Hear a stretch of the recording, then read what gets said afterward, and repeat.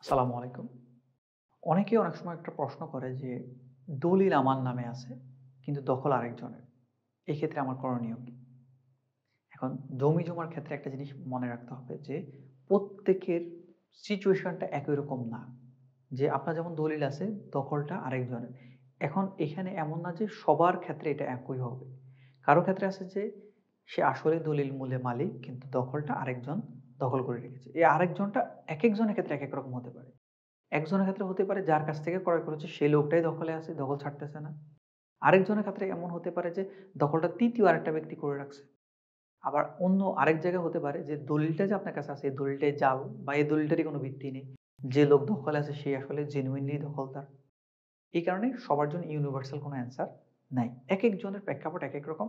ওই অনুসারেই তার কথাবার্তা, তার দলিল, তার অবস্থান দেখে অ্যান্সারটা দিতে হয়।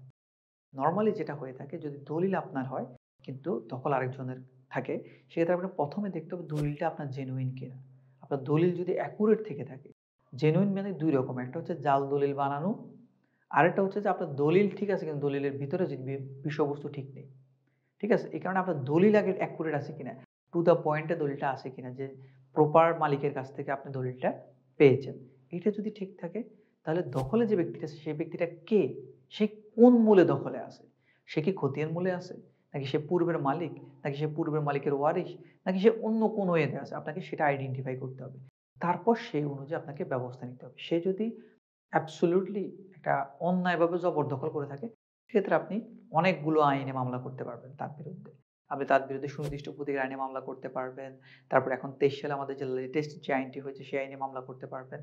পাশাপাশি তার বিরুদ্ধে এই যে ইল্লিগাল ট্রেসপাস ওইটা এক ধরনের। আপনি চাইলে ক্রিমিনাল মামলাও তার বিরুদ্ধে করতে পারেন।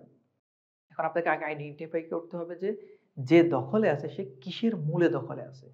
অনেক সময় দেখা যায় সে হয়তো খতিয়ান মূলে দখলে আছে। সে কিন্তু চাইলে কিন্তু আপনি এই ধরনের মামলা করে হয়তো প্রপারলি রেমেডি পাবেন না। তাহলে বুঝতে হবে যে আগে খতিয়ানটা সংশোধন করে খতিয়ানটা আগে আপনার নামে আনতে হবে। তারপর হচ্ছে তাকে আপনি ওখান থেকে উচ্ছেদ করার জন্য বিভিন্ন ধরনের মোকদ্দমা দায়ের করতে পারবেন।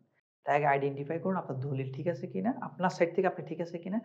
এরপর দেখবেন ও কোন অ্যাঙ্গেলে বা কোন ডকুমেন্টস এর সাপোর্ট এ সে দখলে আছে। ঠিক আছে? ওই ডকুমেন্টটাকে আগে আপনার নামে নিয়ে আসুন। তারপর হচ্ছে তাকে ওইখান থেকে লিগালি উচ্ছেদ করতে পারবেন। আশা করি বুঝতে পেরেছেন। ধন্যবাদ। আসসালামু আলাইকুম।